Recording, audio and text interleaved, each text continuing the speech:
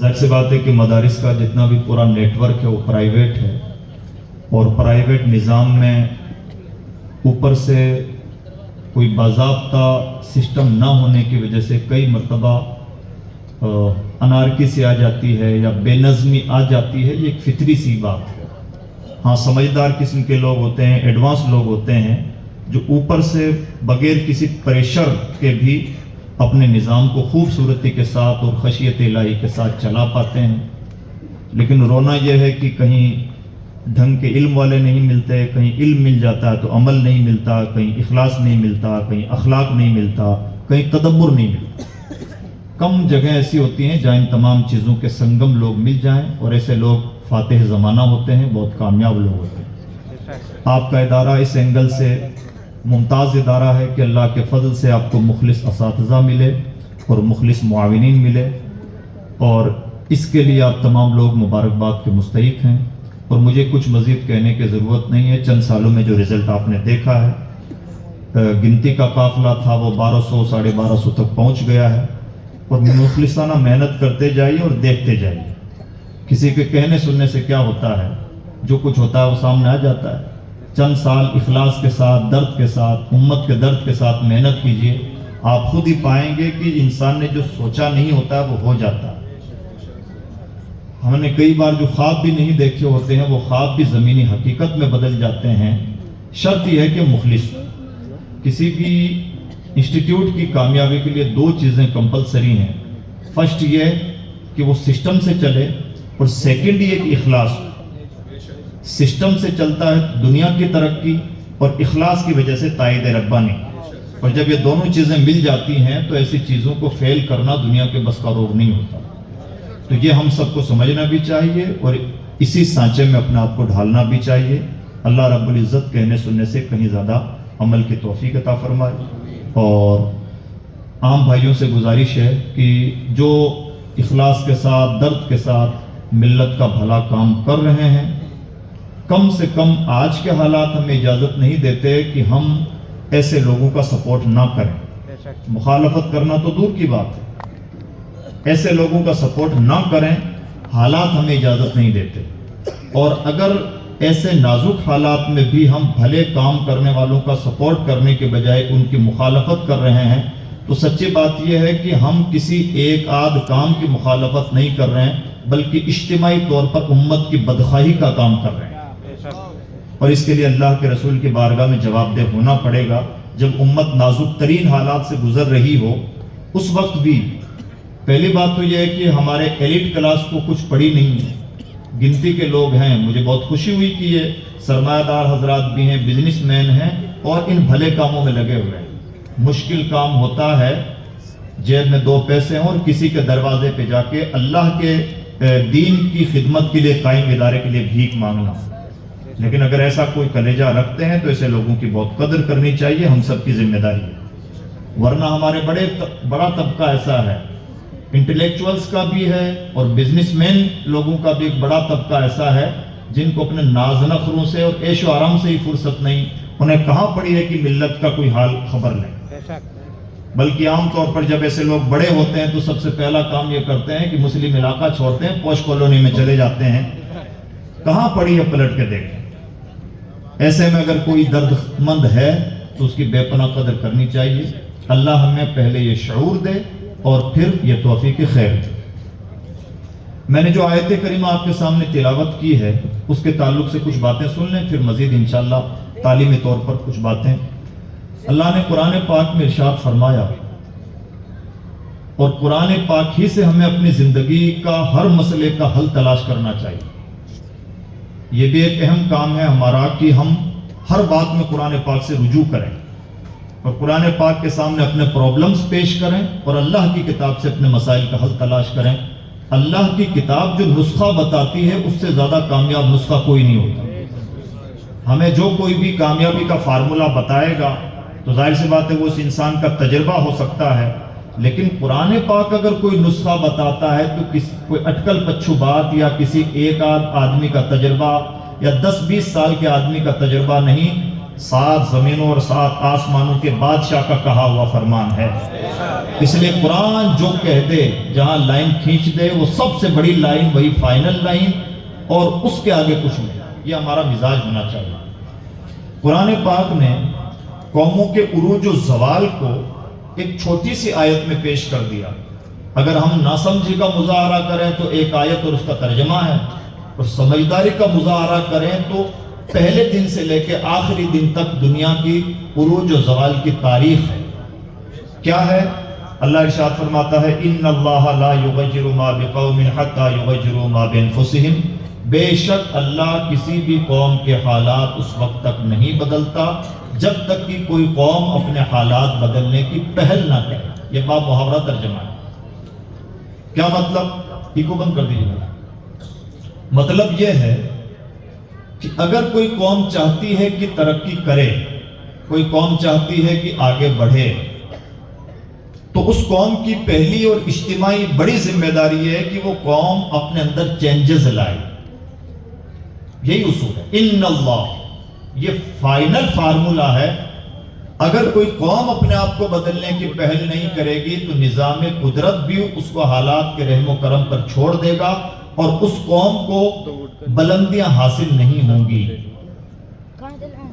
اب جتنی بھی قوموں کی ترقی ہوئی اسی فارمولے پر، کسی کی تنزلی ہوئی اسی فارمولے پر۔ جیسے ہم یہ کہیں کہ فلاں کمیونٹی 3% ہے اور ایجوکیشن میں ان کا اتنا % شیئر ہے، فلاں کمیونٹی انڈین آبادی میں پاپولیشن میں 7% ہے، اور انڈیا کی اکنومی میں اس کا % مان لیجئے اتنا ہے، وغیرہ وغیرہ۔ جائزہ لیا جاتا ہے نا۔ اور جناب کسی کے کہنے سننے کی دیری نہیں۔ آج کی دنیا ڈیٹا انالیسس کی دنیا ہے۔ بہت آسانی کے ساتھ آنکڑے نگاہوں کے سامنے مینشن کر دیے جاتے ہیں۔ یہ دیکھ لیجئے آپ کا یہ یوگدان ہے، آپ کی اچھائیاں ہیں یا برائیاں ہیں، یہ ویک پوائنٹس ہیں، آپ ان میدانوں میں کامیاب ہیں، یہاں فیل ہیں، سب آنکڑے سامنے آ جاتے ہیں، اور آنکڑوں کے بعد میں پھر آنا کانی کی زیادہ گنجائش نہیں رہتی۔ تو جس قوم کو جس میدان میں بھی ہم ترقی یافتہ پائیں گے، بھلے کوئی تعلیم کے میدان میں ترقی یافتہ ہو، بزنس کے میدان میں ہو، ثقافت کے میدان میں ہو، سیاست کے میدان میں ہو، تو ہر قوم کی ترقی کا راز یہ ہے کہ اس نے اپنے آپ کے اندر کچھ تبدیلیاں پیدا کی، اپنی پالیسیز چینج کی، تو وہ آگے بڑھ گئے۔ اور یہ بھی یاد رکھیں کہ آگے بڑھنے کے لیے اور ترقی کرنے کے لیے تبدیلی لانی ہوتی ہے، تنزلی کے لیے کچھ کرنے کی ضرورت نہیں۔ یہاں سے بمبئی جانا ہے تو قدم بڑھانا پڑتا ہے، بمبئی نہ جانے کے لیے کچھ کرنے کی ضرورت نہیں ہے۔ جہاں پڑے ہیں وہیں پڑے رہیے، خود بخود آپ ہمیشہ وہیں کے گلیوں تک محدود رہیں گے۔ ہاں ترقی کرنا ہے تو قدم بڑھانے پڑیں گے، یہ اصول ہے۔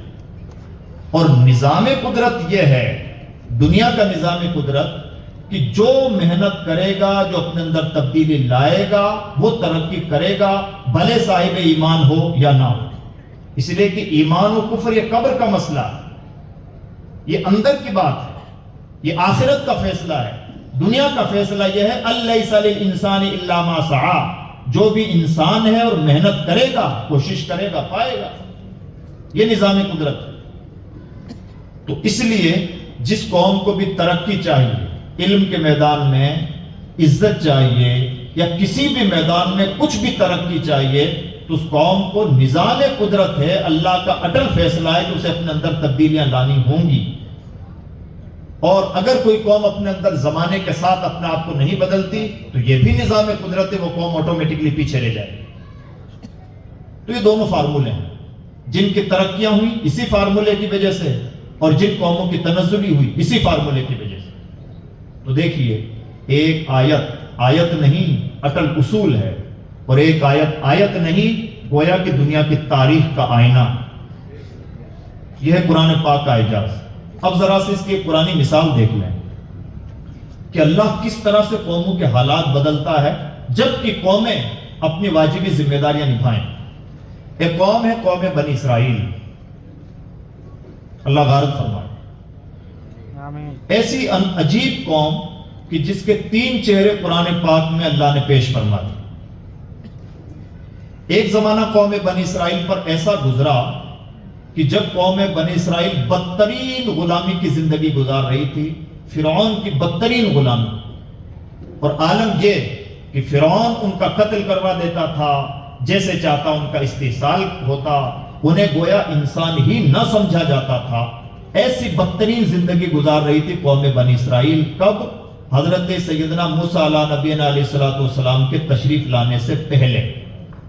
پھر اللہ نے کرم یہ فرمایا کہ ان میں حضرت سیدنا موسیٰ علیہ نبینا علیہ السلام کو مبعوث فرمایا، اور اللہ نے اپنے پیغمبر حضرت موسیٰ علیہ السلام کی قدموں کی برکت سے اس قوم کو ایسی ترقی عطا فرمائی کہ جس قوم کو جینے کا بھی حق نہیں تھا، ایک اسٹیج اس قوم کا ایسا آیا کہ اللہ نے قرآن پاک میں ارشاد فرمایا، یا بنی اسرائیل اذکروا نعمتی التی انعمت علیکم وانی فضلتکم علی العالمین، اے بنی اسرائیل میری نعمتوں کو یاد کرو، اور کم سے کم یہ بات تو یاد رکھو کہ میں نے تمہیں پوری کائنات پر فضیلت عطا فرمائی۔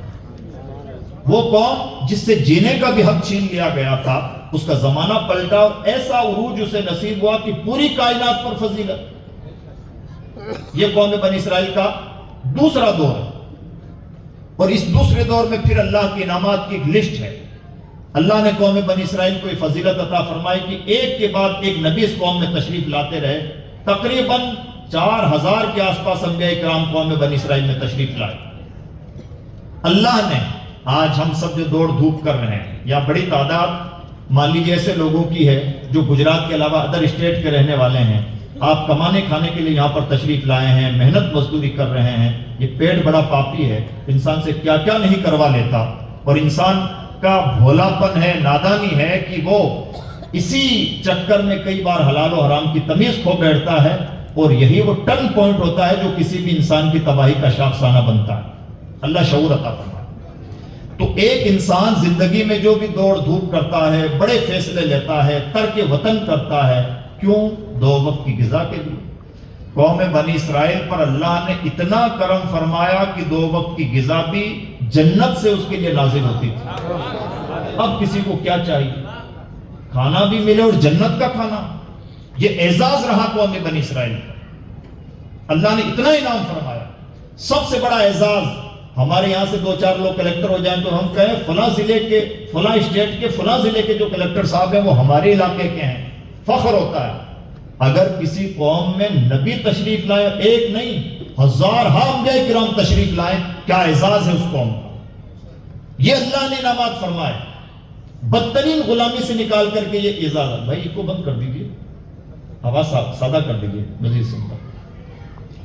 تو اللہ نے اس طرح سے اعزازات سے نوازا اس قوم کو، لیکن ایک اصول ہے، اس کو یاد رکھیے، وہ یہ ہے کہ جب اللہ کا انعام ہوتا ہے تو انعامات کے ساتھ امتحانات ساتھ ساتھ چلتے ہیں، اور جو اس کو نہیں پہچان پاتا، انعام اس کا دوسرا مطلب ہے امتحان، اور یہی انسان سے چوک ہوتی ہے، اور یہی چوک اس کے لیے وبال جان ثابت ہوتی ہے۔ اللہ نے انعامات فرمائے، انعامات کا تقاضا کیا تھا کہ اللہ کا شکر ادا کرو، اور اللہ نے کہا بھی میرا شکر ادا کرو، میری ناشکری نہ کرو۔ بہت سمجھایا گیا قوم بنی اسرائیل کو، ادھر اللہ نے انعامات پہ انعامات فرمائے، اور ادھر قوم بنی اسرائیل اتنی سرکش ہو گئی کہ انعامات کا شکر ادا کرنا تو دور، وہ ان اسپیشل انعامات کی اس طرح سے ناشکری کرنے، ناقدری کرنے لگی کہ گویا اللہ سے کھلم کھلا بغاوت مول لینے لگی۔ اللہ نے نبی بھیجے، انہوں نے کام یہ کیا کہ نبیوں کو قتل کرنا شروع کر دیا۔ اللہ فرماتا وَيَقْتُلُونَ النَّبِيِّينَ بِغَيْرِ الْحَقِّ، یہ وہ ظالم اور بدبخت قوم ہے جو نبیوں کو ناحق قتل کرتی ہے۔ اللہ نے ایک سے ایک آسمانی صحیفے نازل فرمائے، آسمانی کتابیں نازل فرمائیں، انہوں نے یہ کام کرنا شروع کیا وَيُحَرِّفُونَ الْكَلِمَ عَن مَّوَاضِعِهِ، اللہ کی کتاب کی آیتیں ہی بدل ڈالتے۔ اللہ نے ان کے لیے جنت سے غذائیں نازل فرمائیں۔ اب شرارت کا عالم دیکھیں، اللہ جنت سے غذائیں نازل فرما رہا ہے اور یہ کہتے ہیں ہمیں لہسن پیاز کھانا ہے۔ یہ شرارتوں کا عالم ہے۔ اتنا ہی نہیں کہ اللہ رب العزت کے انعامات کا شکر ادا نہیں کر رہے ہیں، بلکہ کھلم کھلا اللہ کے انعامات کے مقابلے میں بغاوت مول لے رہے ہیں۔ یاد رکھیں، بڑا کریم ہے، بہت کرم فرماتا ہے، بہت مہلتیں دیتا ہے، لیکن سب کی ایک لمٹ ہے۔ جب کوئی قوم اس کی مہلتوں کا ناجائز فائدہ اٹھاتی ہے، باغ ڈور ٹائٹ کر دی جاتی ہے، اور جب اللہ کی طرف سے باغ ڈور ٹائٹ ہو جائے اب اس قوم کے لیے اچھے دن نہیں آتے. بہروپیوں کے کہنوں سے نہ اچھے دن آتے ہیں نہ برے دن آتے ہیں. انسان کا اپنا زوم ہے. اچھے دنوں کا مالک بھی وہی ہے, برے دنوں کا بھی مالک وہی ہے. وَتِلْكَ الْأَيَّامُ نُدَاوِلُهَا بَيْنَ النَّاسِ, یہ دنوں کی گردش اس کی مرضی کے مطابق ہوتی رہتی ہے. ہاں اچھے دن بھی ہمارے اپنے چاہنے سے آتے ہیں, اس طور پر کہ ہم انعامات کا شکر ادا کرتے رہیں, ہمیشہ اس کے فرما بردار بن کے رہیں. اور برے دن بھی ہمارے کرتوتوں کی وجہ سے آتے ہیں. کہنے کے لیے کوئی کریڈٹ لے لے اچھائی یا برائی کا, سچائی یہ ہے اچھائی یا برائی کا بنیادی طور پر ذمہ دار انسان خود ہے. بہرحال جب انہوں نے اللہ کے انعامات کی ناشکری اور بغاوت کرنی شروع کی تو اب ان پر حالات ٹائٹ ہوئے. اور بھی اللہ کے انعامات, مسلسل انعامات رہے, اتنے ہی نہیں بلکہ عالم یہ ہے کہ میدان تین میں 40 سال تک اپنی سرکشی کی وجہ سے بھٹکتے رہے. بھٹکنے کے دوران, عذاب کے دوران, بھٹکنا عذاب ہے لیکن بھٹکنے کے دوران بھی, عذاب کے دوران بھی اللہ کا انعام یہ رہا کہ 40 سال تک ناخن نہیں بڑھ رہے ہیں, بال نہیں بڑھ رہے ہیں, جسم کا کپڑا گندا نہیں ہو رہا ہے. یعنی عذاب میں بھی ایک گنا انعام. کیا کرم نوازی, کیا بندہ پروری ہے, کیا انعامات و احسانات کا سلسلہ ہے. لیکن یہ سمجھنے کے لیے تیار نہیں. یعنی بار بار گویا انہیں پریکٹیکل وارننگ دی جا رہی ہے, لیکن قوم بنی اسرائیل نے اپنے آپ کو بالکل نہ سنبھالا, بالکل نہ سدھرے نہ سنورے. اور نبیوں کا قتل, اللہ کی کتاب کی آیتیں بدل ڈالنا, حضرت موسیٰ کی بغاوت, حضرت ہارون کی بغاوت, دیگر انبیاء بنی اسرائیل کی بغاوتیں, سرکشیاں, جیسے چاہا انہوں نے اپنی زندگی گزارنا شروع کیا. اب پھر تیسرا دور آیا اور اب دن پلٹے ہوں گے. اور اب دن ایسے پلٹے کہ جو قوم بنی اسرائیل جس کے بارے میں اللہ کی کتاب کہتی ہے کہ پوری کائنات پر فضیلت عطا فرمائی, وہی کتاب اسی قوم بنی اسرائیل کے بارے میں دوسری آیت میں ارشاد فرماتی ہے ضُرِبَتْ عَلَيْهِمُ الذِّلَّةُ وَالْمَسْكَنَةُ, اس قوم پر ذلت مسلط کر دی گئی ہے. یعنی یہ قوم جہاں رہے گی ذلیل ہو کے رہے گی. کیا اینگل ہے؟ وہی قرآن ایک جگہ کہہ رہا پوری کائنات پر فضیلت, اور دوسری جگہ فرما رہا کہ پوری ہمیشہ ذلت مسلط کر دی گئی ہے.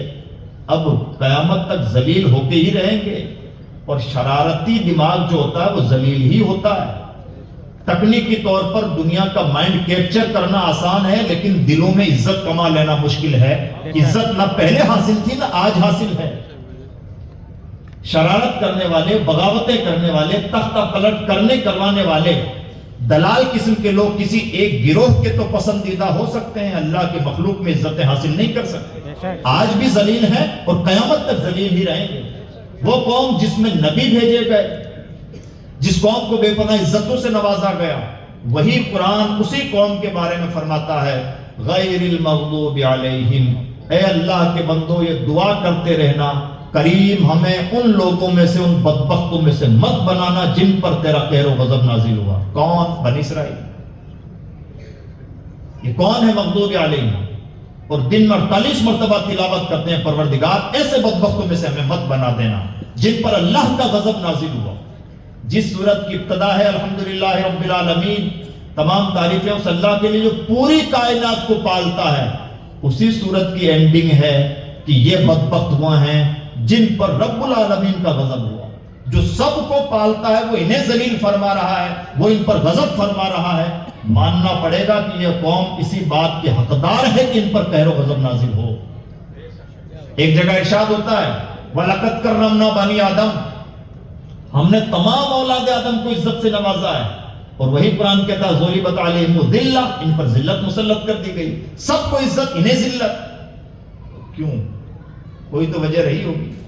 ایک باپ کے ساتھ بیٹھے ہیں, 6 بیٹوں کو تو بڑے لاڈ پیار سے رکھتا ہے, باپ کا مزاج بھی بہت اچھا ہے, اخلاق مند ہے, سمجھدار ہے, پڑھا لکھا ہے, سب خوبیاں باپ کے اندر پائی جاتی ہیں, اور 6 بیٹوں کو بھی بہت اچھے انداز سے رکھتا ہے. صرف ایک بیٹے سے باپ بفرا رہتا ہے تو ماننا پڑے گا, سمجھ میں آ جائے گا دور سے ہی کہ کہیں نہ کہیں وہ 7واں بیٹا ہی ایسا نالائق ہے کہ باپ کی نگاہوں میں وقار حاصل نہ کر سکا. ورنہ ہم جانتے ہیں کہ باپ تو بڑا شریف ہے, اخلاق مند ہے, سمجھدار ہے, پڑھا لکھا ہے, اور 6 بچوں کے ساتھ سلوک بھی بہت اچھا ہے. 7ویں صرف ایک بچے کے ساتھ سلوک اچھا نہیں ہے. اس کا مطلب یہ ہے کہ وہ بچہ ہی نالائق ہے. جو سب کو عزتیں دے رہا ہے وہ ایک قوم کو ذلیل فرما رہا ہے. اس کا مطلب یہ ہے کہ وہ قوم ہے ہی ذلیل ہونے کے لائق. ہم سب نے بارہ سنا ہوگا، اللہ نے اپنے نبی کا انٹروڈکشن قرآن پاک میں پیش فرمایا، وَمَا أَرْسَلْنَاكَ إِلَّا رَحْمَةً لِّلْعَالَمِينَ، اے نبی ہم نے آپ کو پوری کائنات کے لیے رحمت بنا کے بھیجا ہے۔ رحمت للعالمین، رحمت اور لعنت یہ اپوزٹ ڈائریکشن کی چیزیں ہیں۔ رحمت عالم پوری کائنات پر ترس کھانے والے، جانوروں پر ترس کھانے والے، پتھروں پر رحم کرنے والے، درختوں کی آبرو رکھنے والے، یتیموں کا سہارا، بیواؤں کا سہارا، جو جس کا کوئی نہ ہو اس کے غمخوار، سب پر رحم فرمانے والے نبی کی حدیثیں ان علماء سے پوچھیں، بار بار حدیث میں کچھ کلمات ملتے ہیں، لعن اللہ الیہود والنصارى، اللہ یہود و نصارہ پر لعنت فرمائے۔ نبی رحمت کسی پر لعنت کریں اس کا مطلب وہ قوم ہے اس لائق کہ اس پر لعنت ہی کی جائے۔ تو کیا مطلب سمجھ میں آیا؟ اور بھی بہت ساری باتیں ہیں۔ قوم بنی اسرائیل کا ایک چہرہ کہ اللہ نے بڑی ذلت کی زندگی گزارے، قوم بنی اسرائیل کا دوسرا چہرہ کہ اللہ نے ایک نبی کے قدموں کی برکت سے انہیں ایسی عزت عطا فرمائی کہ پوری کائنات میں سب سے زیادہ عزت دار بنا دیا۔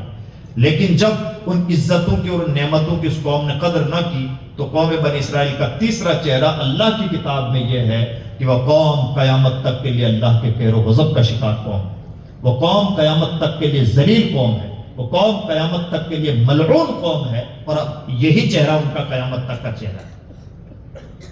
تو تین چہرے قرآن پاک سے ایک قوم کے پیش ہوئے۔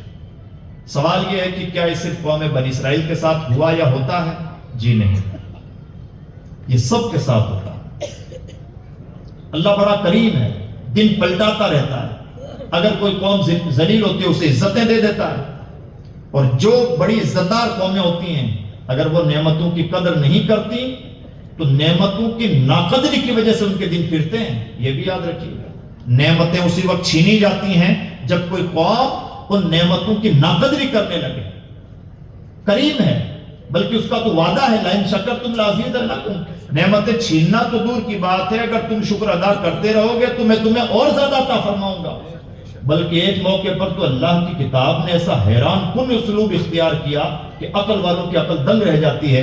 اللہ ارشاد فرماتا ہے، ما یفعل اللہ بعذابکم ان شکرتم، اگر تم اللہ کا شکر ادا کرتے رہو گے تو اللہ تمہیں عذاب دے کے کیا کرے گا۔ اسلوب دیکھ رہے ہیں کیسا انوکھا اسلوب ہے، اور کیا پیار ہے اپنے بندوں سے۔ اگر تم اللہ کا شکر ادا کرتے رہو گے تو اللہ تمہیں عذاب دے کے کیا کرے گا۔ یہیں سے ایک بات سمجھ میں آئی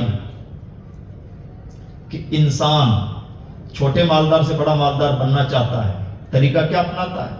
اپنے ڈیڑھ ہوشیاری، حد سے زیادہ عقل کا استعمال کرے گا، تکڑم لگائے گا، حلال و حرام کی تمیز مٹا دے گا۔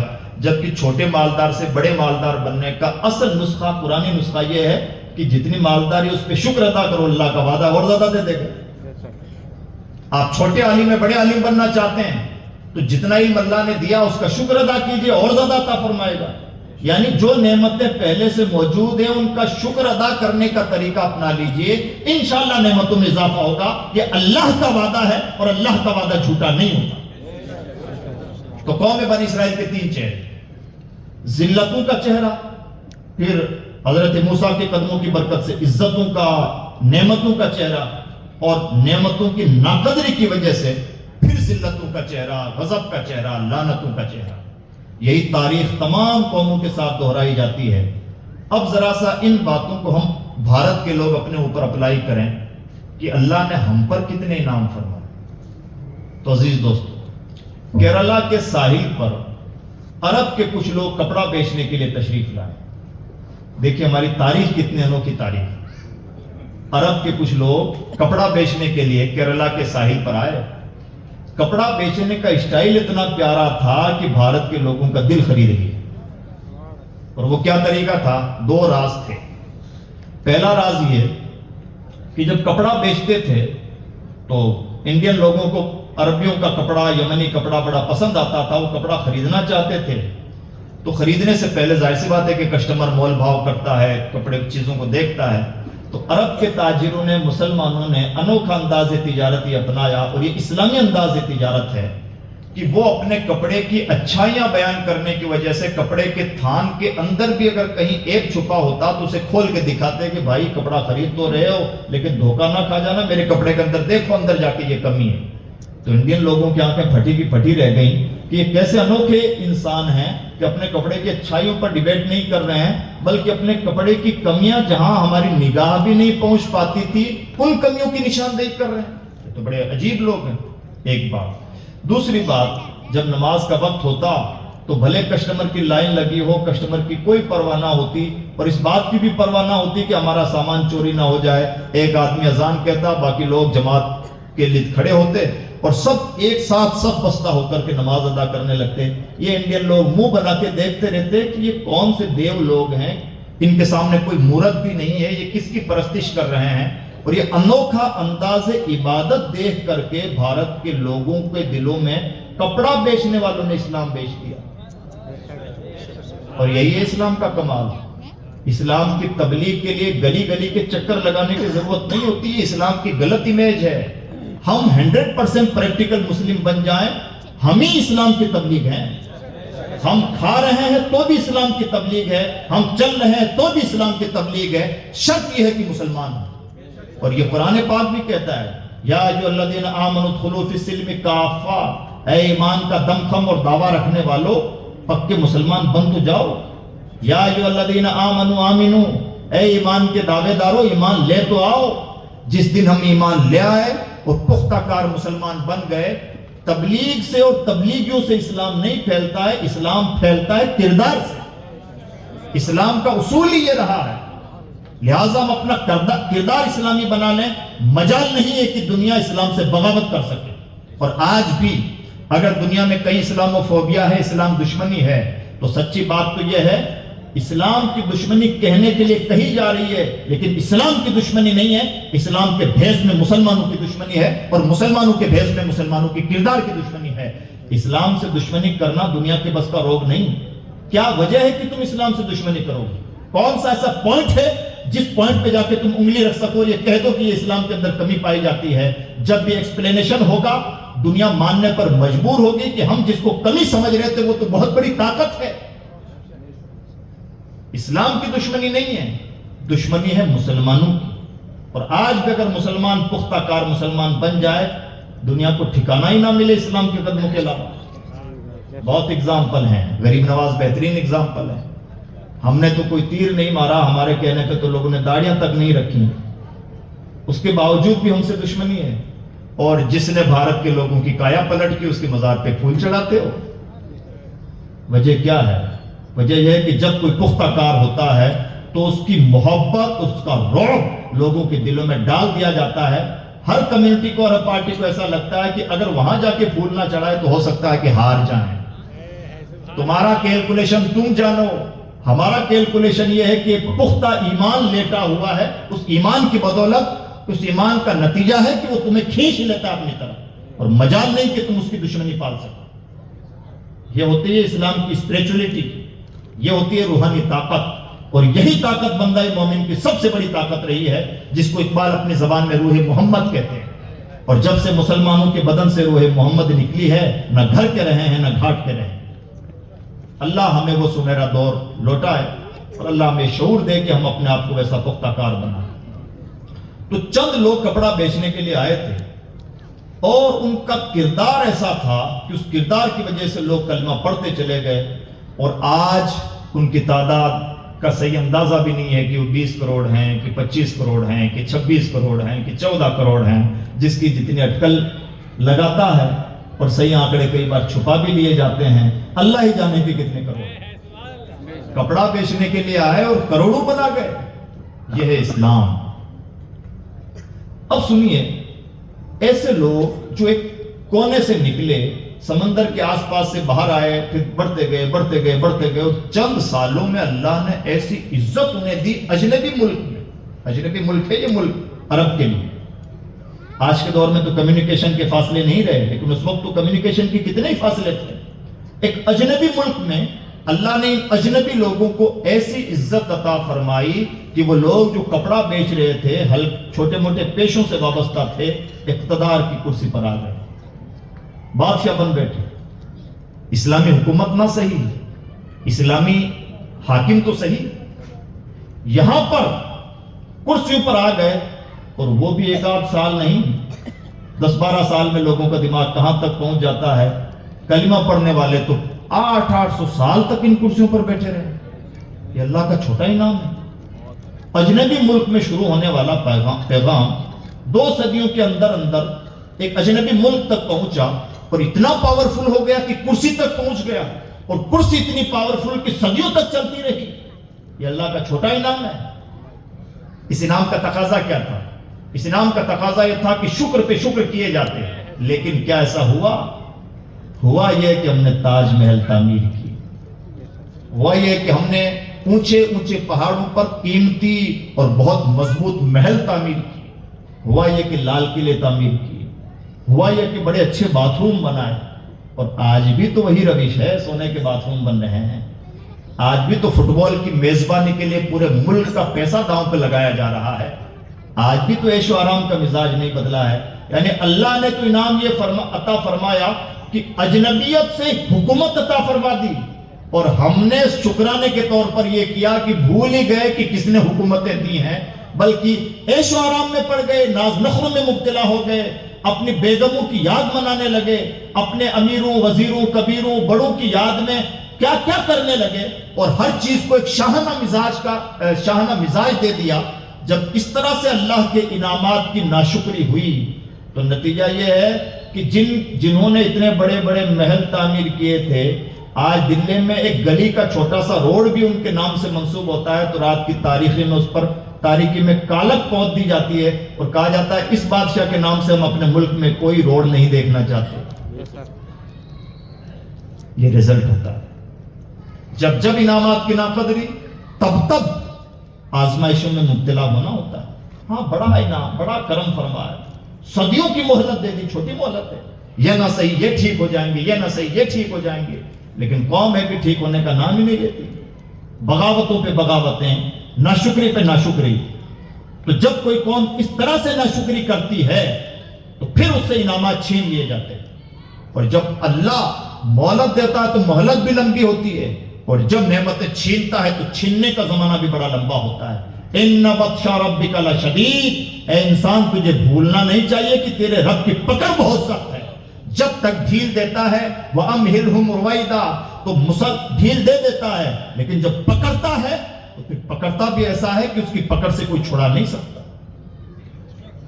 जिन्होंने सदियों हुकूमतें की वो यहां पैदा हुए, इसके लिए भी प्रूफ चाहिए, ये दिन रातों रात नहीं आए। जिन्होंने सदियों कुर्सियों पर बराजमान रहे, उन्हें जो चाहता है कह देता है, जो चाहता है उनकी लिंचिंग कर देता है, जो चाहता है उन्हें मश्क सितम बना लेता है। पूरी कौम फुटबॉल से बन गई है। ये दिन रातों रात नहीं आए। बड़ी मोहलतें, बड़े इनामात, बड़ी बादशाहतें, बड़ी हुकूमतें, बड़ी लंबी मुद्दत, और हर बार नाशुक्री, हर बार नाकदरी, हर बार उसके इनामात का मिसयूज, तब जाके ये दिन आए हैं जो देख रहे हैं। और अब जरा सा और दामन आए, हुकूमतें भी चली गई, गुलामी का बदतरीन गुलामी का दौर पूरे मुल्क के लिए 200 साल आया, वो भी चला गया। फिर जमहूरियत आई। अब ये देखें क्या आज भी मिजाज बदला है? मिजाज तो आज भी वही है। जिनके मिजाज में यह था, जिनकी हैसियत थी कि ताजमहल बना सकते थे, उन्होंने ताजमहल बनाए, और जिनकी हैसियत यह है कि बड़े बड़े रिसोर्ट बना सकते हैं, रिसोर्ट बना रहे हैं। मिजाज तो नहीं बदला है, ऐश पसंदी का मिजाज वही है। जिनकी हैसियत लाल किले बनाने की थी, लाल किले बनाए। जिनकी हैसियत सिर्फ प्रॉपर्टी बनाने की, प्रॉपर्टी बना रहे हैं। जिनकी हैसियत जरा बड़ी थी तो उन्होंने अपने अंदाज के नाज नखरे ऐशो आराम की जिंदगियां गुजारी, और जिनकी उतनी बड़ी हैसियत नहीं, जरा छोटी हैसियत है, तो वो हैदराबाद जाके, यहां से हैदराबाद जाके खाना खा रहे हैं, महंगे रेस्टोरेंट में चाय पीने के लिए 60-60 किलोमीटर का सफर कर रहे हैं। ऐसी कौम को शर्म महसूस होनी चाहिए। तुम्हें ज़ेब देता है कि तुम चाय पीने के लिए 60-60 किलोमीटर का सफर करो, तुम्हें ज़ेब देता है कि तुम नाज नखरों की जिंदगी गुजारो।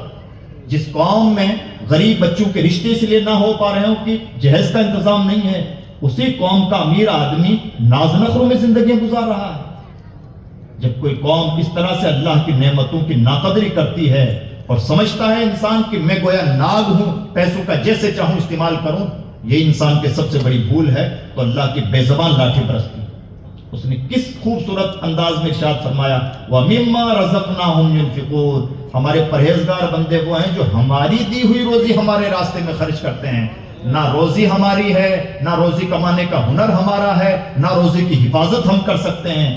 اسی نے عقل دی، اسی نے پیسہ کمانے کے لیے دماغ دیا، اسی نے پیسہ کمانے کے لیے دماغ کے ساتھ ہمت دی، اسی نے محنت کرنے کی توفیق دی، اسی نے روزی کے اسباب پیدا فرمائے اور وہی روزی کی حفاظت فرماتا ہے. اور پھر کہتا ہے میرے بندے میں نے جو تجھے اتنا دیا ہے سال بھر برتنے کے بعد اس کا 2.5% میرے راستے میں دے دے، اور دے دیتا ہے تو کہتا ہے میرا پرہیزگار بندہ. کیا عجب انعامات ہیں. ایک بچے کو ہم نے 100 روپے جیب سے نکال کے دیے، اس کی بڑی حوصلہ افزائی کی، اس کی بڑی عزت افزائی کی، اور پھر پیار میں کہتے ہیں بیٹا یہ 100 روپے مجھے واپس دے دو، اور وہ بچہ پلٹ کے 100 روپے واپس دے دیتا ہے تو ہم کہتے ہیں میرا بیٹا بڑا اچھا ہے، اس کا دل بہت بڑا ہے، دیکھو میں نے جیسے ہی مانگا اسے واپس دے دیا. تو پھر 100 روپے ہم رکھتے نہیں، واپس لوٹا دیتے ہیں، اور لینا مقصود بھی نہیں ہے، صرف اس بچے کا امتحان مقصود ہے.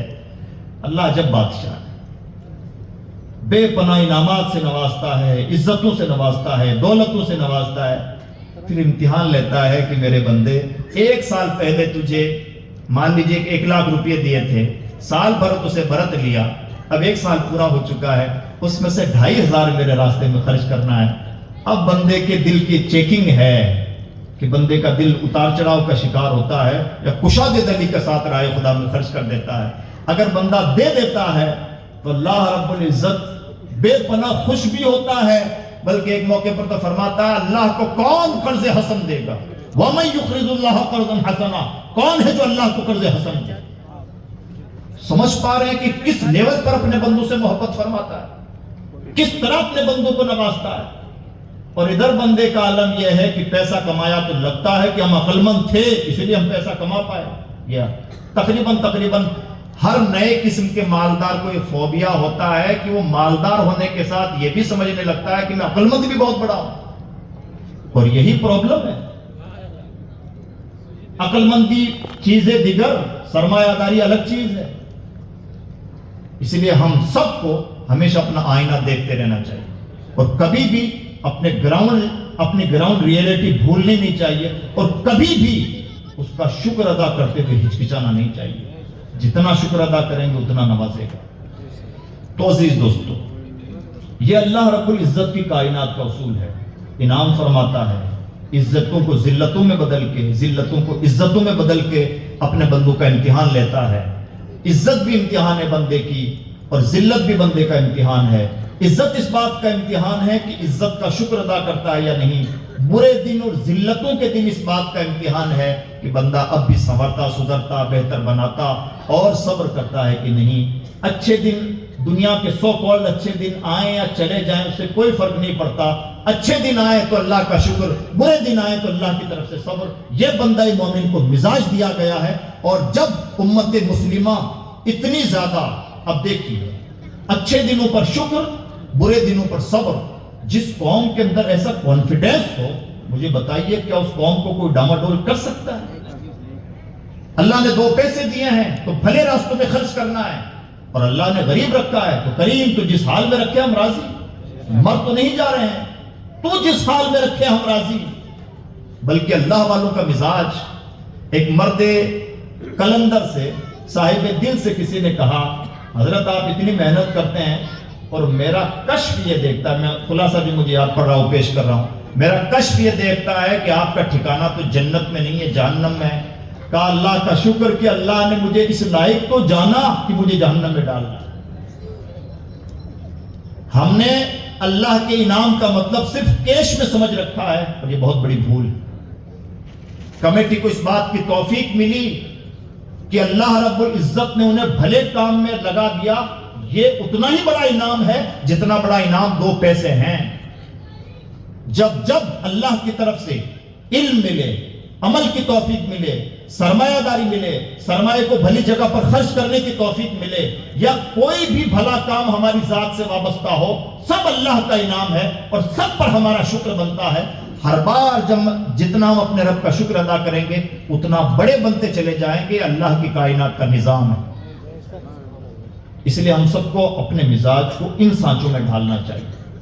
اور اب عزیز دوستو، جب ہم اور زیادہ نیچے آتے ہیں اور ڈیموکریسی کے تناظر میں اپنے ملک کے حالات کا اور اپنے حالات کا جائزہ لیتے ہیں تو ہمیں جو چینجز لانے چاہیے اپنے اندر، اصول کیا بنا اللہ کی کائنات کا اصول کہ جو قوم اپنے اندر تبدیلی لاتی ہے ترقی کرتی ہے، تبدیلی نہیں لائے گی قوم تنزلی کا شکار ہو جائے گی۔ تو اب انڈین پرسپیکٹیو میں اگر ہم اپنا جائزہ لیں کہ ہم جمہوریت میں ترقی کیسے کر سکتے ہیں، تو میں ڈائریکٹ کچھ کی باتیں آپ کو بتانا چاہتا ہوں۔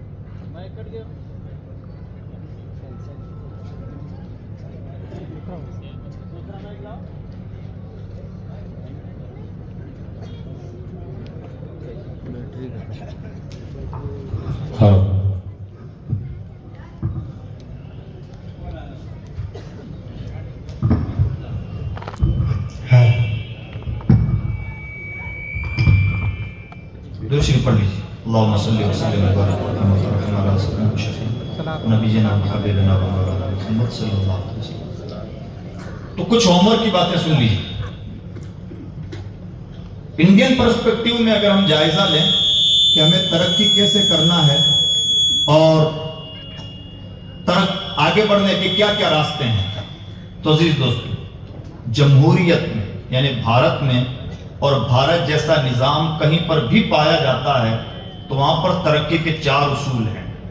جو قومیں ان 4 اصولوں پر کھری اتریں گی وہ ترقی کریں گی، اور جن قوموں نے 4 اصول چھوڑ دیے، انڈیا کی منڈی میں ایسی قومیں تنزلی کا شکار ہوئیں۔ وہ 4 اصول کیا ہیں، ان اصولوں کو بہت توجہ کے ساتھ سنیں اور ایک بار درود شریف پڑھ لیجیے۔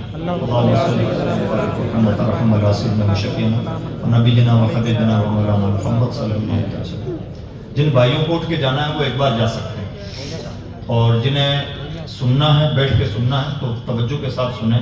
اگر آپ نے امید کر رکھی ہے کہ میں بہت زیادہ جوش میں بولوں گا تو مجھے اپنے گردوں سے بڑا پیار ہے، اور میں نہیں چاہتا کہ ہمارا مزاج بھی خراب ہو۔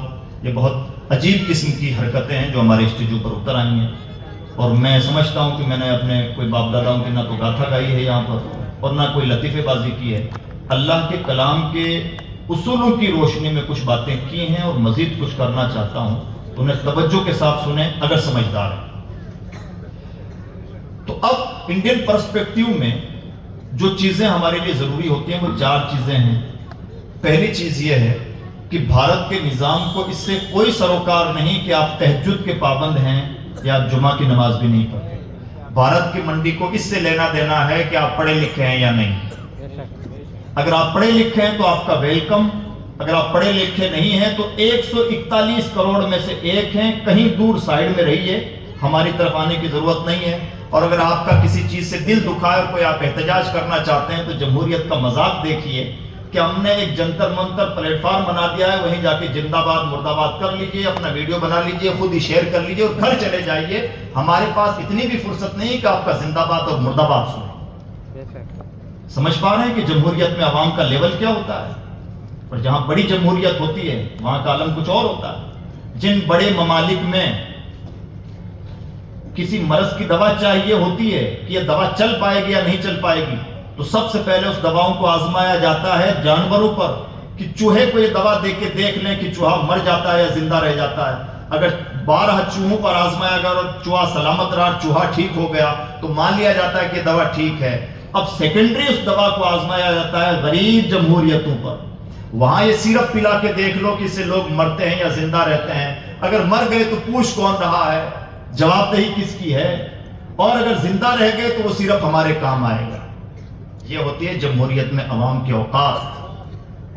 کوئی سمجھے نہ سمجھے، نادانی ہے کہ کوئی کسی کا بھکت بن جائے۔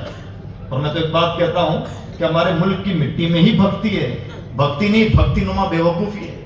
اور یہی تو وجہ ہے کہ لوگ لونگ الائچی خریدنے کے لیے آئے تھے اور 200 سال تک حکومت کر کے چلے گئے۔ کتنا اچھا مذاق ہے، لونگ الائچی خریدنے کے لیے انگریز آئے اور دیکھا ایسے بے وقوف لوگ کہاں ملیں گے، چلو یہاں حکومت کرتے ہیں، حکومت کرنے لگے اور 200 سال تک حکومت کرتے رہے۔ یہ ہے ہماری بے وقوفی۔ اگر ہمارے لوگ کسی کی جے وجے پکارنے لگیں تو زیادہ تعجب کی ضرورت نہیں ہے، زیادہ اپنا بی پی بڑھانے کی ضرورت نہیں ہے. مٹی میں بات ہی ایسی رہی ہے. سمجھدار لوگ وہ ہیں جو ان حماقتوں کے بیچ میں اپنا کام کر جائیں. سمجھدار قومیں وہ ہیں جو اپنے ویژن پر نظر رکھیں، اپنے مشن پہ نظر رکھیں، جو ہر روز شام کو 8 سے 9، 9 سے 10 کوئی پرائم ٹائم دیکھنے کا مزاج رکھتے ہیں. وہ اپنا بی پی بڑھانے کے علاوہ زمین پر کوئی کام نہیں کر پائیں گے. سمجھداری کی بات یہ ہے کہ انہیں اگنور کیجئے، اپنے کام کی رفتار تیز کیجئے. کون کیا کہتا ہے، کون کیا بیان دیتا ہے، کون حکومتیں آتی ہیں، کون جاتی ہیں، ہر کسی پر نظر کرنے کی ضرورت نہیں. سمجھداروں کا کام یہ نہیں ہے کہ آنی جانی ان چیزوں پر نگاہ رکھیں. سمجھداروں کا کام یہ ہے کہ اپنے منزل پر نگاہ رکھیں. تو یہ ہوتی ہے جمہوریت میں عوام کی حالت. کون پرسان حال ہے؟ کسے کہتے ہیں 141 کروڑ؟ کوئی جھاڑو لیجئے جس میں 100 تنکے ہوں، اور ایسے لاکھوں جھاڑو جمع کرنے پڑیں گے، میدان چھوٹا پڑ جائے گا، تب جا کے 141 کروڑ کا آنکڑا بنتا ہے. یہ ہے ہماری حیثیت. کوئی پرسان حال نہیں. روزانہ 400 لوگ روڈ ایکسیڈنٹ میں مرتے ہیں، کون پوچھتا ہے؟ آج بھی وہی حکومتیں ہیں، اسی انداز میں چل رہی ہیں. مدے جہاں مدے ہی نہ رہیں، جہاں انسانیت کی کوئی ویلو نہ بچی ہو، ایسے حالات میں کون پوچھے، کون آپ کو عزت دے؟ آپ کے چہروں پر آپ کو کبھی بھی عزت حاصل ہونے والی نہیں ہے. ایسے میں فارمولا صرف یہ چلتا ہے کہ کیا آپ 141 کروڑ میں سے ہیں یا ان اپر کلاس میں سے ہیں جو 141 کروڑ کو لیڈ کرتے ہیں. اگر آپ اپنے آپ کو تعلیمی طور پر اٹھا کے یہاں لے آتے ہیں جو 141 کروڑ کو چلاتے ہیں تو آپ کی ویلو ہے. اور اگر آپ اپنے آپ کو تعلیمی طور پر اتنا مضبوط نہیں بنا پاتے تو 141 کروڑ میں کہیں دور دراز رہیے، زندہ باد مردہ باد کرتے رہیے، اپنی دال روٹی کا انتظام کرتے رہیے. آپ کا کوئی پرسان حال نہیں. اب مجھے بتائیے، جہاں فارمولا یہ چلتا ہو، جہاں فارمولا یہ چلتا ہو کہ غریب ہے تو کہیں جا کے جنرل کلاس میں سفر کرتے رہیے، امیر ہے تو آئیے، آپ کا ویلکم ہے، آپ کی خدمت کے لیے افراد تیار ہیں. آپ فرسٹ کلاس میں سفر کریں گے، آپ کو ہائی پروٹوکول دیا جائے گا. جہاں نظام ہی ایسا چلا ہو، امیری اور غریبی کی تفریق ہو، جہاں پڑھے لکھے اور جاہل کی تفریق ہو، جہاں چھوٹے اور بڑے کی تفریق ہو، اس نظام میں وہ آدمی بیوقوف ہے جو اپنے آپ کو چھوٹا بنا کے رکھتا ہے، جاہل بنا کے رکھتا ہے اور غریب بنا کے رکھتا ہے. بھارت کی منڈی کو اس سے سروکار نہیں کہ آپ کتنے نیک بد ہیں. بھارت کی منڈی کو سروکار اس سے ہے کہ آپ پڑھے لکھے ہیں تو آپ کی ویلیو ہے، اور آپ پڑھے لکھے نہیں ہیں تو دور کہیں مرتے رہیے، کوئی پرسان حال نہیں. یہ ایجوکیشنل پاور ہے. اس کو ایک ایگزامپل سے سمجھیں. ایک بچہ یو پی ایس سی محنت سے U P S C qualify کر کے کلیکٹر بن گئے. یہ اس کا ایجوکیشنل پاور ہے. وہ جس ضلع میں ہے اس پورے ضلع کا گویا مالک ہے. مان لیجئے کہ کوئی بدتمیز قسم کا سی ایم آ گیا، سن کی قسم کا، جس کو سی ایم نہیں ہونا چاہیے، کہیں مندر کا پجاری ہونا چاہیے تھا. قسمت سے اس کا تکا لگ گیا اور وہ بھائی اس طرح سے کرسی پر زبردستی بٹھا دیا گیا. اور اس طرح کا سی ایم ایسے کلیکٹر پر ناراض ہو جاتا ہے اور اٹھا کے بھیلاڑ کے کلیکٹر کو مان لیجئے کہ سورت کا کلیکٹر بنا دیتا ہے، یا مان لیجئے کہ کسی دور افتادہ کسی چھوٹے ضلع کا کلیکٹر بنا دیتا ہے. تم کیا کہیں گے؟ سی ایم بڑا بدتمیز ہے جو کلیکٹر سے اپنی دشمنی نکال رہا ہے. لیکن سیم ٹائم نوٹ کرنے کی بات یہ ہے کہ کلیکٹر کا ایجوکیشنل پاور دیکھیے. یہاں تھا تو یہاں کے ضلع کا مالک تھا، یہاں سے اٹھا کے وہاں ڈالتے تو وہاں کے ضلع کا مالک. یہ بڑے آدمی کی بدتمیزی ہے کہ اس کا بلا وجہ ٹرانسفر کرے، اور یہ اس آدمی کا ایجوکیشنل پاور ہے کہ جہاں ہے مالک ہے. یہ ہے ایجوکیشنل پاور جسے ڈسٹرب تو کیا جاتا ہے، ڈسٹروائے نہیں کیا جا سکتا. جسے تھوڑے موڑے طور پر ادھر ادھر تو کیا جا سکتا ہے لیکن پاور چھین نہیں سکتے، اس لیے کہ ایجوکیشن کا دیا ہوا پاور ہے. آپ کے اندر ہمت نہیں کہ آپ اسے چھین سکیں. یہ ایجوکیشن کی ویلیو. نمبر 2، جمہوریت میں اس قوم کو عزت حاصل ہوتی ہے جو قوم ٹکڑے ڈالتی، جو قوم فائنینشل طور پر مضبوط ہوتی ہے. جمہوریت کا نظام اس پر چلتا ہے کہ آپ کی وجہ سے ملک کی اکنومی گرو کر رہی ہے تو آپ کا ویلکم ہے. آپ کو کہنے کی ضرورت نہیں ہے کہ انڈسٹریل ایریا میں روڈ بننی چاہیے، ہم بنا کے خود دے رہے ہیں نا. آپ کو کہیں لائٹ سپلائی کے لیے جے وجے پکارنے کی، زندہ باد مردہ باد کرنے کی ضرورت نہیں ہے. لائٹ پانی کے لیے پریشان ہونے کی ضرورت نہیں ہے. آپ کو آ کے بسیے، آپ کا استقبال ہے. آپ کو سر چاہیے کیا ہم دینے کے لیے تیار ہیں.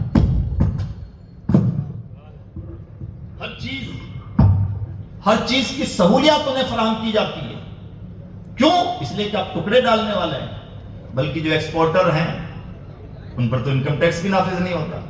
آپ ہی اپنے محنت سے کما رہے ہیں, کھا رہے ہیں, اپنے بچوں کا پیٹ پال رہے ہیں, تو کہا جاتا ہے کہ آپ نے جو 30,000 کمائے اس میں سے اتنا ہمارا ہے. اور سیم آپ الٹی کہانی شروع کر دیجئے کہ آپ اپنے سامان دوسرے ملکوں میں بھیجنا شروع کر دیجئے, آپ پر ٹیکس تک نہیں لگتا ہے. کیا مطلب اس کا؟ پالیسی کے طور پر نام کچھ بھی دے دیجئے, اصطلاح کے طور پر تعبیرات کچھ بھی اختیار کر لیجئے, نظام یہ بنا کہ جو بڑا مالدار اس کی زیادہ ویلیو. بہت مثالیں ہیں.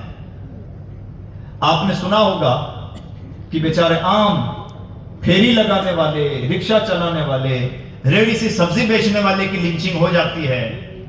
اس سے بھی اوپر شاہ رخ اور سلمان خان کو بھی برا کہہ دیا جاتا ہے, اس لیے کہ ان کے نام کے آگے خان لگا ہوا ہے, جبکہ دنیا جانتی ہے کہ انہوں نے کون سا اسلام کا بھلا کیا اور کون سا مسلمانوں کا بھلا کیا ہے. وہ تو بیچارے ٹوپی لگا کے کبھی عید میں پہنچ گئے تب بھی لوگوں کی عید ہو جاتی ہے. اس سے زیادہ ان سے کیا لینا دینا, کیا قوموں کا بھلائی ہے ان سے وابستہ. لیکن نام خان لگا ہوا اس لیے کبھی کبھار انہیں بھی مشورے مل جاتے ہیں کہ یہاں چھوڑو وہاں چلے جاؤ. لیکن آپ نے کبھی نہیں دیکھا ہوگا کہ عظیم پریم جی کو کوئی برا بھلا کہتا ہو. وجہ معلوم ہے؟ بلکہ تیاریاں چلتی ہیں کہ اگر وہ راشٹرپتی کا عہدہ قبول کر لیں تو ویلکم ہے سر. مزاج سمجھ میں آیا؟ ایک بڑے آدمی سے ایگریمنٹ ہو جاتا ہے, 700 کسان مر جاتے ہیں. 700 کسان کی جان ویلو نہیں رکھتی, ایک بڑے آدمی سے بات ہو رکھی ہے, بات ویلو رکھتی ہے. جبکہ وہ بڑا آدمی نہ کسی ٹیلی ویژن پر آتا ہے, اس کے پاس اتنا بھی ٹائم نہیں کہ ویدھان سبھا میں بیٹھے بلکہ پارلیمنٹ میں بیٹھے. کیا مطلب سمجھ میں آیا؟ جو ٹکڑے ڈالتا ہے اس کی ویلو ہے. اب حدیث پاک سنیں, الید العلیا خیر من الید السفلی, دینے والا ہاتھ ہمیشہ لینے والے ہاتھ سے بہتر ہوتا ہے. اور اس سے بھی ایڈوانس لیول کی حدیث سنیں, فرماتے ہیں کاد الفقر ان یکون کفرا, کئی بار ایسا زمانہ آتا ہے کہ غریبی کفر کا سبب بن جاتی ہے. جہاں پر نظام یہ چلتا ہو کہ آپ مالدار ہیں تو آپ کی ویلو, آپ غریب ہیں تو ویلو نہیں. اب سوال یہ نہیں کہ جناب آپ غریب کو عزت نہیں دیتے, یہاں ماتھا پچی کرنے سے کوئی حاصل نہیں, بلکہ میں سمجھتا ہوں وہ غریب بے وقوف ہے جو اپنے آپ کو امیر بنانے کی کوشش نہیں کرتا. جمہوریت جو زبان سمجھتی ہے وہ زبان جو سمجھائے گا اس کی ویلو ہے, اور جمہوریت جو زبان سمجھتی ہے اس زبان پر, اس معیار پر کوئی کھرا نہیں اترے گا تو اس کی کوئی ویلو نہیں. یہی نظام. باتیں اور بھی ہیں, 2 پوائنٹ اور ہیں. جو پولیٹیکلی مضبوط ہوں ان کی ویلو ہے, جو سیولائزیشن میں مضبوط ہوں ان کی ویلو ہے. دنیا بیوقوف نہیں ہے کہ نئے نئے تیوہار متعارف کروائے جا رہے ہیں جن تیوہاروں کو ہم نے کبھی سنا بھی نہ تھا, بلکہ یہ کسی بھی قوم کے احیاء کا طریقہ ہوتا ہے. کسی بھی قوم کو زندہ قوم بنانا ہوتا ہے تو اس کی تہذیب کو زندہ کیا جاتا ہے. کہ ہماری بھی کوئی تہذیب ہے؟ اگر کسی بہروپیے نے بال آڑے ٹیڑے کاٹ لیے تو ہمارے نوجوانوں کے بال بھی آڑے ٹیڑے ہو گئے, بھلے مذاق بنتا ہو. اگر کسی کی پینٹ نیچے کھسک گئی تو ہمارے نوجوانوں کی پینٹ بھی گلی کی صفائی کر رہی تھی, اور کسی کی پینٹ پھٹ گئی تو نوجوانوں کی بھی پینٹ پھٹ گئی. اسے بہروپیہ پن کہا جاتا ہے. اور بہروپیہ قوموں کو دنیا میں عزت حاصل نہیں ہوتی, بلکہ بہروپیوں کو دنیا سائیڈ میں رکھنا چاہتی ہے, انہیں دیکھنا بھی نہیں چاہتی. ایک قوم ہے جس کی تہذیب ہے پگڑی, وہ چاہے پارلیمنٹ میں ہو کہ ٹرک چلا رہے ہوں یا کھیتی کسانی کر رہے ہوں, اپنی پہچان نہیں چھوڑتے. ایک قوم ہے, ایک علاقے کا کلچر ہے سفید کرتا اور سفید دھوتی پہننا, ساؤتھ کا. وہ پارلیمنٹ میں ہو تب بھی اسی ڈریس میں ہوں گے, اور کسی انٹرنیشنل پلیٹ فارم پہ ہوں تب بھی سے ڈریس میں ہوں گے. یہ ہوتی ہے پہچان کی ویلو. جس کے سر پہ پگڑی ہو, لوگ اس کی طرف آنکھ اٹھا کے دیکھنے سے پہلے سوچتے ہیں کہ ہم نے اسے کچھ کہہ دیا تو کوئی گڑبڑ نہ ہو جائے. پر جس قوم کی کوئی پہچان ہی نہ ہو, کیا کوئی سنگل آئیڈینٹی ہے؟ ہم کہہ سکتے ہیں کہ جو بھی مسلمان ہوگا اس کے چہرے پہ داڑھی ہوگی, یا جو بھی مسلمان ہوگا اس کے سر پہ ٹوپی ہوگی, یا جو بھی مسلمان ہوگا وہ اس فارم میں ہوگا. جس قوم کا کوئی فارم ہی نہ بچا ہو, جس قوم کی کوئی پہچان ہی نہ بچی ہو, جس قوم کے بہروپیہ پن کا عالم یہ ہو کہ اسے پتہ ہی نہیں ہے کہ کس ہیرو کو فالو کرنا ہے, اور جب اللہ کے بتائے اور بنائے ہوئے ہیرو کو کوئی قوم بھول جاتی ہے, لقد کان لکم فی رسول اللہ اسوۃ حسنہ کو کوئی بھول جاتی ہے, وہ قوم تو بہروپیہ بننی ہی بننی ہے اور بے قدر بننی ہی بننی ہے.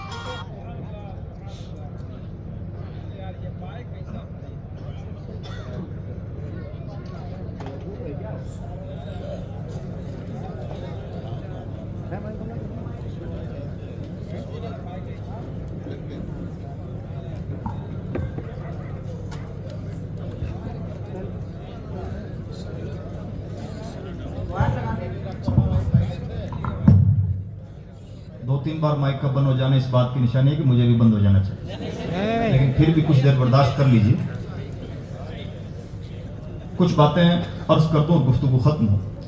तो तालीम सबसे पहला पॉइंट है जमहूरियत में किसी कौम की तरक्की का। Economy, economical power, financial power किसी भी कौम की तरक्की का दूसरा सबसे अहम पहलू है जिससे कौमें तरक्की करती हैं, जिससे कौमों की पूछगछ होती है, वरना कोई पूछता नहीं। पॉलिटिकल पावर और सिविलाइजेशन का पावर, इन 2 चीज़ों को छोड़ दीजिए। इस वक्त इन पर काम करने का ना वक्त है ना गुंजाइश। अल्लाह ने बड़ी मोहलत दी थी, 70 साल, वो वक्त हमने गंवा दिया तो टाइम निकल गया। अब इन 2 चीज़ों पर मेहनत करने का वक्त है। अगर भारत के लोग तरक्की चाहते हैं तो 2 चीज़ों को गांठ बांध के रख लें, पकड़ लें।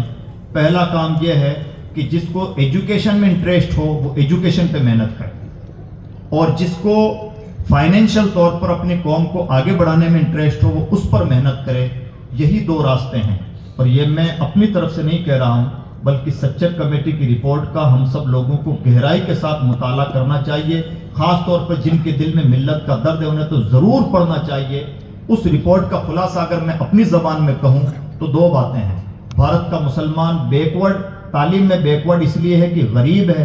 अभी हमने सुना गरीब होने की वजह से अच्छी जगह पढ़ा नहीं पा रहे हैं, यह है कमजोर रहने का राज। और गरीब इसलिए है कि पढ़े लिखे नहीं है।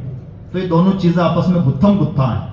अनपढ़ इसलिए है कि गरीब है, और गरीब इसलिए कि अनपढ़ है। अब अगर हम चाहते हैं कि भारत के मुसलमानों को तरक्की दें, भारत का मुसलमान तरक्की करे, तो यही 2 बातें पकड़ के रख लीजिए। भारत के मुसलमानों को अमीर बनाइए, तरक्की करेंगे। भारत के मुसलमानों को तालीम दीजिए, तरक्की करेंगे। और इन दोनों बातों का भी मतलब समझने की जरूरत है। अमीर बनाने का क्या मतलब है, पहले वो बात सुनो। आप बिजनेस से वाबस्ता लोग हैं, मुझे नहीं मालूम है कि आपकी ट्रेनिंग हुई या नहीं हुई है। अगर आप हो सकता है इत्तिफाक से धज के खाते खाते और बार बार ठोकरें खाते खाते आहिस्ता आहिस्ता किस्मत के टिप्पे से अमीर बने हों, खुदा के लिए अपनी औलाद को ऐसा मत बनाइएगा, बल्कि अपनी औलाद को वरासत में जहां बहुत सारा माल दें वहीं पर प्रोफेशनल बिजनेस की ट्रेनिंग भी अपने औलाद को दीजिएगा, इसलिए कि प्रोफेशनलिज्म ही तरक्की का रास्ता है। और समझदारी की बात यह है कि बाप ने अगर परचूनी की दुकान डाली थी तो बेटा मॉल की तैयारी करे और पोता एक्सपोर्ट इंपोर्ट की तैयारी करे। यह है समझदारी की बात और यह है तरक्की का रास्ता। और अगर बाप भी परचूनी की दुकान पे बैठा था, बेटा भी वहीं बैठ रहा है, तो माफ कीजिएगा, बाप भी बेवकूफ है और बेटा उससे ज्यादा बेवकूफ। तरक्की की रफ्तार को समझने की जरूरत है। और बिजनेस में एक चीज को और गांठ बांध के रखें, गुजरात की तरक्की का राज कुर्सियां नहीं है, गुजरात की तरक्की का राज है पोर्ट हब होना। गुजरात की तरक्की का राज है आसपास के समंदर, गुजरात की तरक्की का राज है यहाँ की आबो हवा। ये नेमतें अल्लाह ने आपको अज खुद अता फरमाई है, यानी यहाँ पर मौजूद है, ये भी अल्लाह का इनाम। अब इसका फायदा उठाने का तरीका यह है कि एक्सपोर्ट इंपोर्ट की अपने बच्चों को ट्रेनिंग दीजिए। समझदारी की बात यह है कि हमारे शिप रवाना हो, और समझदारी की बात होनी है। आप जब कोई दुकान डाल के सामान बेचते हैं तो आपका कस्टमर, आप मिठाई की दुकान डाले हुए हैं तो आपका कस्टमर कौन है? वापी के लोग। और जब आप कोई सामान यहां से मान ली इंडोनेशिया शिप से भेजते हैं तो आपका टारगेट वापी जैसा छोटा शहर नहीं है। जब आप कोई चीज एक्सपोर्ट करते हैं तो आपका टारगेट कोई छोटा सा शहर नहीं, छोटी गलियां नहीं, आपका टारगेट पूरा मुल्क है। आप देखिए कितना फर्क है। एक आदमी का टारगेट एक मोहल्ला और एक आदमी का टारगेट है पूरा एक मुल्क। ये फर्क होता है छोटी अमीरी और बड़ी अमीरी में, और ये छोटी अमीरी और बड़ी अमीरी आती है एक्सपोर्ट इंपोर्ट से। इसलिए अपने बच्चों को एक्सपोर्ट इंपोर्ट की ट्रेनिंग दीजिए। और इस पर मैं मोहर लगाने के लिए फिर इस्लामी नुक्ता नजर पेश करूंगा। मेरे नबी की उम्र जब 12 साल की थी तो हुजूर मुल्क के शाम तशरीफ ले गए अपने चचा अबू तालिब के साथ तिजारत के लिए। हमारे 12 साल के बच्चों को इस्तिंजा करने का ढंग नहीं आता, और सैयदुल मुरसलीन 12 साल की उम्र में एक्सपोर्ट इंपोर्ट का काम कर रहे हैं। हुजूर बिजनेसमैन, बल्कि नबी के बिजनेस का आलम यह है कि नबी का बिजनेस स्टाइल देख करके हजरत खदीजा जो बिजनेस वुमेन थी और परख थी कि बिजनेस किया कैसे जाता है, वो इतनी इंप्रेस हुई कि हुजूर को मैसेज पैगाम दिया कि मैं आपसे निकाह करना चाहता हूं। उलमा के लिए भी सबक है। हमने اپنی ایک لائن بنا لی اور پکڑ لی اور ہم سمجھتے ہیں کہ یہی چیز ضروری ہے. بے شک دین سے جڑا رہنا ضروری ہے اس لیے کہ اصل یہی ہے, لیکن سیم ٹائم کوشش کیجئے کہ بزنس سے بھی جڑیں. اس لیے نہیں ہے کہ بزنس صرف دال روٹی کا انتظام ہے, بلکہ جہاں مسواک کرنا میرے نبی کی سنت ہے, بزنس کرنا بھی تو سنت ہے. عقل مند یہ نہیں کہ رونا روہیں کہ ہماری تنخواہیں کم ہیں, عقل مند یہ ہے کہ ہمیں تنخواہ چاہیے نہیں, ہم تو خود اتنے بڑے بزنس مین ہیں, امامت اس لیے کر رہے ہیں کہ ہماری آخرت بن جائے.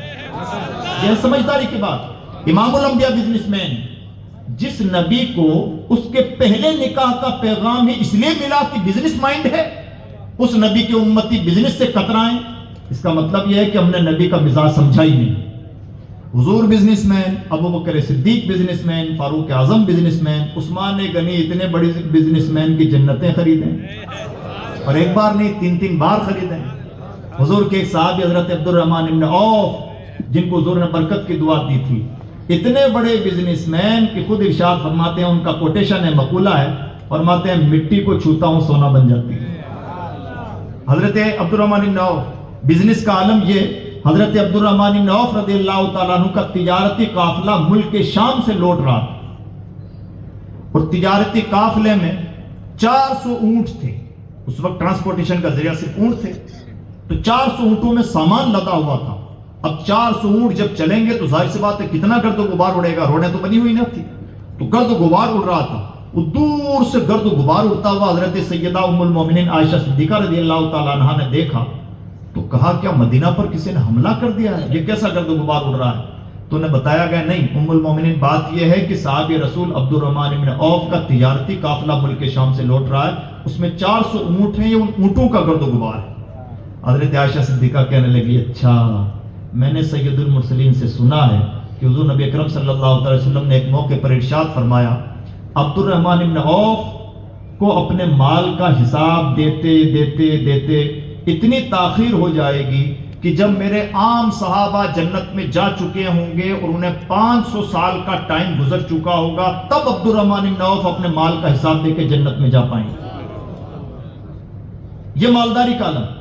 کسی نے یہ بالکل یہ حدیث کہ ام المومنین نے آپ کے متعلق یہ حدیث پیش کی ہے, حضرت عبد الرحمن ابن عوف کو جا کے سنا دی.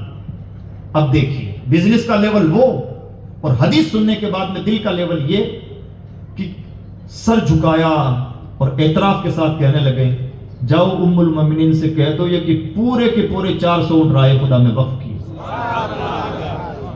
بزنس بھی ہو تو ایسا اور دل بھی ہو تو ایسا. تنے تنہا عبد الرحمن ابن عوف نے تقریباً 10,000 غلام آزاد کیے. کسے کہتے ہیں 10,000؟ یہ 3-4-5 ہزار کا مائک سیٹ, اگر کوئی بڑا سیٹ آدمی خرید کر کے پورے ملک میں 10,000 کی تعداد میں پہنچائے تو ہم کہتے ہیں جناب بڑا دان داتا ہے. 10,000 مائک سیٹ خرید کے اس آدمی نے پورے ملک میں پہنچائے ہیں. 10,000 زندہ انسانوں کو خرید کر وقف آزاد کیا حضرت عبد الرحمن ابن عوف صحابی رسول. یہ ہے بزنس مائنڈ. اب مجھے بتائیے عبد الرحمن ابن عوف نے بزنس کی ٹریننگ کہاں سے لی تھی؟ کون سا MBA انہوں نے کیا تھا؟ کس یونیورسٹی سے پاس آؤٹ تھے؟ کون سا سلیبس تھا؟ امام الانبیاء کا چہرہ ہی ان کا سلیبس ہے. ہمیں چاہیے کہ ہم بزنس میں ہاتھ آزمائیں, اپنے بچوں کو نوکری مائنڈ نہ بنائیں, اس لیے کہ نوکری مائنڈ انسان نوکر ہی بن کے رہ جاتا ہے. یہ شکوہ نہیں ہونا چاہیے, بلکہ یہ تو بہت عجیب سی بات ہے, بہت چھوٹی بات ہے کہ مولانا صاحب کیا محنت کریں, کیا پڑھائی کریں, نوکری تو ملنی نہیں ہے. میرے بھائی سچ مچ آپ پڑھائی کے لائق تو نہیں ہیں, لیکن درد کی وجہ سے آپ کو مشورہ دے رہے ہیں کہ آپ کو پڑھائی کرنی چاہیے. جس آدمی کا ذہن اتنا چھوٹا ہو کہ پڑھائی کیوں کریں کہ نوکری نہیں لگنی ہے, جس کو بننا ہی بیچارے کو نوکر ہے, تو اسے کیا کہا جائے. لیکن خیر خائی کے ناطے کہنا مجبوری ہے کہ بھائی پڑھ لو, تاکہ یہ مائنڈ سیٹ ہو جائے کہ نوکر نہیں بننا ہے, بزنس مین بننا ہے. نوکری کے پیچھے نہ جائیں, بزنس کے پیچھے جائیں, اور بزنس میں اپنا ہاتھ آزمائیں, اپنی قسمت آزمائیں, تاکہ امت کا بھلا کر سکیں. اور بزنس کا پھر وہی فارمولا, جب بزنس مین بن جائیں تو پھر حاجی توفیق بنیں اور ببلو بھائی بنیں, پھر راہ خدا میں آئیں. بزنس میں ناک بن کے نہیں بیٹھنا ہے, اس پیسے کو صرف اپنی بپوتی نہیں سمجھنا ہے, بلکہ اس کو راہ خدا میں اللہ کے راستے میں اللہ کی مخلوق کی خدمت کا ذریعہ بنانا ہے. یہ چیزیں اس طرح سے جڑی ہوئی ہوتی اور ملک میں انشاءاللہ عزت و وقار بھی حاصل ہوگا. اور پہلا فارمولا جو ہے ایجوکیشن کا, تعلیم کا. اب اس سلسلے میں چند باتیں سن لیں اور گفتگو ختم ہو جائے. تعلیم کا لفظ بہت گول مول ہے. بھارت کے مسلمانوں کو تعلیم کے نام پر, اب بہت سیریس گفتگو ہے, ذرا سا توجہ کیجیے گا. تعلیم کا لفظ ہم سنتے بہت ہیں, لیکن کانسیپٹ لوگوں کا عام طور پر کلیئر نہیں ہے, تو کانسیپٹ کلیئر ہونا ضروری ہے. بھارت کے پرسپیکٹیو میں جب بھی تعلیم کی بات ہوگی تو میں ماڈرن ایجوکیشن کی بات کر رہا ہوں, اسلامک ایجوکیشن کی بات بعد میں, تو ہمیشہ اسکولنگ کی ہوگی. سچر کمیٹی کی جو رپورٹ کہتی ہے اس کے اکارڈنگ بھارت کے مسلمان سب سے زیادہ جس تعلیم میں پیچھے ہیں وہ ہے اسکولنگ. یعنی ہمارا سب سے زیادہ ڈراپ آؤٹ ریٹ, ہمارے بچے جہاں پڑھائی چھوڑ رہے ہیں وہ اسکولنگ ہے. کالج لیول تک ہمارے بچے جو پہنچ رہے ہیں, ہائر ایجوکیشن میں پہنچ رہے ہیں, ان کا ریشو ہے تقریباً 12 سے 12.5%. ہمارے 96 بچے اسکول جاتے ہیں, اور ان 96 بچوں میں سے 4 بچے اب بھی اسکول نہیں جاتے, اسکول کا منہ نہیں دیکھتے. جس زمانے میں ہمیں لگتا ہے کہ اب تو بڑے پڑھے لکھے لوگ ہو گئے, پہلے پڑھائی نہیں ہوتی تھی, آج بھی 100 میں سے 4 بچے پڑھائی نہیں کر پا رہے. اور اب جو 96 بچے اسکول جا رہے ہیں, ان 96 بچوں میں سے ہائر ایجوکیشن تک پہنچتے گھٹتے 12 سے 12.5 بچے بچتے ہیں. تو کالج لیول پر ہمارے جو بچے جا رہے ہیں وہ کتنے ہیں؟ 12 سے 12.5. مسلمان جب بھی جوش میں آتا تو ہمیں کالج بنانا اور ہمیں یونیورسٹی بنانا ہے. سچی بات تو یہ ہے کہ نہ ہمیں کالج کی ضرورت ہے نہ یونیورسٹی کی ضرورت ہے, ہمیں 88% بچوں کے لیے اسکولوں کی ضرورت ہے. 12.5 پر محنت مت کیجیے, یہ جو 96 سے گھٹ کے 12 بنے ہیں ان پہ محنت کیجیے. یہ ہے آپ کی ضرورت, یہ ہے آپ کا ٹیلنٹ جو پانی میں بہ رہا ہے. اور یہ جو 12.5 ہیں یہ تو ذہنی فکری طور پر بالغ ہو چکے ہیں کہ اپنا فیصلہ لے لیں کہ ہمیں کس میدان میں جانا ہے. انہوں نے تو کشتی پار کر لی ہے. یہ جو بیچ میں ٹیلنٹ برباد ہو رہا ہے, یہ ان بچوں پر ترس کھانے کی ضرورت ہے. اس لیے جب بھی تعلیم کی بات کیجئے تو اسکولنگ کی بات کیجئے. یونیورسٹی ہمارا سبجیکٹ ہی نہیں ہے. ہم یونیورسٹی جانے کے لائق نسل تو تیار کر, رو مٹیریل ہمارے پاس ہے نہیں, فیکٹری لگا کے بیٹھ جا رہے ہیں, تو ہم امت کا بھلا نہیں کر پائیں گے. اور یہ اس کا دوسرا مطلب یہ ہے کہ ہمیں ویژن ہی کلیئر نہیں, راستہ چلنے لگے اور ہمیں پتہ ہی نہیں کہ جانا کہاں پر ہے. تو جب بھی تعلیم کے میدان میں کودیں, کانفیڈنس کے ساتھ کودیں, نالج کے ساتھ کودیں, ریسرچ کے ساتھ کودیں, اور جب کودیں تو واقعتاً ایجوکیشنسٹ بنیں. میں دل سے کہہ رہا ہوں کہ مجھے بہت خوشی ہوئی توفیق بھائی سے, ابھی کافی گھنٹوں بات ہوتی رہی. ان کا جس طرح سے ویژن کلیئر ہے, کانسیپٹ کلیئر ہے, میں نے عام طور پر بڑے بڑوں کا نہیں دیکھا. لوگ اندھیروں میں تیر چلاتے ہیں اور جیسے چاہتے ہیں جس ڈائریکشن پہ چلتے چلے جاتے ہیں, اور جہاں لگتا ہے کہ جذباتی کارڈ ہے, ایموشنل کارڈ ہے, کارڈ چل جائے گا تو کارڈ چلانے لگتے ہیں, کالج بنانے لگتے ہیں, یونیورسٹی کے لیے زمینیں خریدنے لگتے ہیں اور باتیں کرنے لگتے ہیں. جبکہ کئی بار بیچاروں کا یہ بھی کانسیپٹ نہیں ہوتا کہ یونیورسٹی کا ایکٹ کیسے پاس ہوتا ہے, یونیورسٹی کا تعلق کس ایجوکیشن سے ڈپارٹمنٹ سے, ہائر ایجوکیشن میں ہے یا کہاں سے اس کا تعلق ہے, اس کی منسٹری کون سی ہے, اس کے لیے زمین کتنی چاہیے, کاغذات کیسے درکار ہیں. اور کیا آپ کو لگتا ہے کہ آپ یونیورسٹی کا ایکٹ پاس کروا لیں گے؟ نان پریکٹیکل باتیں مت کیجیے, پریکٹیکل باتیں کیجیے, پریکٹیکل بنیے, ہواؤں کے انسان مت رہیے, زمینی انسان بننے کی کوشش کیجیے. اس لیے نہ یونیورسٹی لفظ نکال دیجیے, نہ کالج, ہمیں چاہیے اسکول. ہاں, اسکول وہ چاہیے جو کوالٹی ایجوکیشن, اسکول وہ چاہیے جہاں کوئی سمجھوتا نہ ہو. اور میں یہاں پر اپنے عوام سے کہنا چاہوں ہم بھی بڑے قصوروار ہیں. ہم نے اچھے اسکول کا مطلب سمجھ رکھا ہے جو منتھلی 5,000 چارج کرے اور بچے کو بہت ٹپ ٹاپ رکھے اور ٹائم ٹو ٹائم آپ کو دھونس کے ساتھ بلائے اور آپ کو ویٹ کروائے, ذرا سا آپ کی بار بار تھوڑی تھوڑی مہذب بے عزتی کرتے رہے, تو آپ سمجھتے ہیں کہ بڑا اچھا اسکول ہے, وہ بہت وی آئی پی اسکول ہے. اور وہی تعلیم 1500 میں دیں گے تو آپ کو لگتا ہے کہ ٹھیک نہیں ہے, اور ابھی وہ بات نہیں پیدا ہو پائی ہے. جناب سب ٹھیک ہے, آپ بھی ٹھیک نہیں. ٹھیک نہیں ہے تو مشورہ دیجیے, لیکن سپورٹ ضرور کیجیے. امام اہل سنت نے 104 سال پہلے فارمولہ دیا تھا, غیروں نے اپنا لیا, ہم نہیں اپنا پائے. اور اس سلسلے میں اگر ان شارٹ بات کہوں, مسلمانوں کو بھارت میں ایجوکیشنل ماڈل کے نام پر عیسائی ایجوکیشنل ماڈل کاپی کر لینا چاہیے. عیسائیوں کی آپ کو یونیورسٹیز نہیں ملیں گی, کالجز بہت کم, کہیں کہیں کسی بڑے شہر میں مل جائیں تو مل جائیں, اسکول ہر بڑے شہر